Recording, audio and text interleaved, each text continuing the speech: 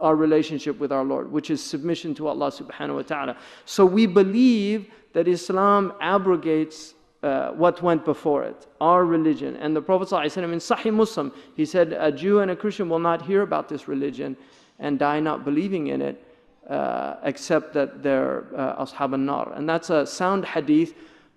Obviously in Aqidah, we have an understanding about ahad hadith and their relationship in Aqidah. So there's the jazm of things is very dangerous to make in Aqidah about. But even Imam al-Ghazali in Faisal al-Tafriqa talks about three types of people that hear of Islam. Those who live amongst the Muslims and see the true Islam. And these people, the hujjah is against them. If they die in that state of rejecting Islam, then the proof is against them. And then people who live near the lands of Islam, and these people are in a precarious situation because they're exposed to it and they could know, but less so than the people amongst the Muslims. And then finally the people in far distant lands who have never heard of Islam. Imam al-Ghazali says, if the people near the lands of Islam have a distorted image of Islam, then they're not judged according to their rejection of the distortion, because what they're rejecting is not Islam, but a distorted image of Islam. And he likens them, and this is a deep sociological insight from Imam al-Ghazali, he likens them to people amongst us, he says, who hear about false prophets like Safah and Muqaffa and these false prophets that came and told lies, and everybody said, oh, they're just liars and deceivers. He said, no Muslim is interested in finding out about Musaylima. Right? He's just not, because he's been told since he was a little child that he's a false prophet.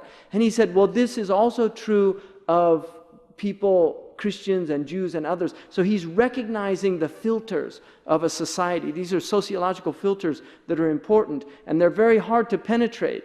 It's quite rare for people to have a natural ability to penetrate beyond their historicity, beyond where they come from. And so he takes a very merciful view of that.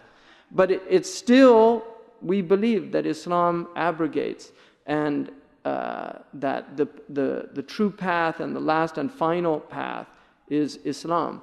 And some of the there's been modern trends to argue for a type of that all religions are equal and all religions have, and that's not an Islamic belief. It's not a belief of the Muslims. It's very clear, our religion is clear about that, and it's actually considered ijma' according to Imam al-Laqani.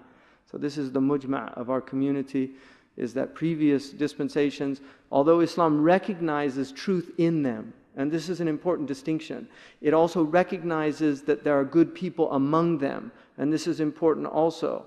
So you don't make blanket statements about other traditions, because there are good people amongst them, and there are people also of righteousness amongst them.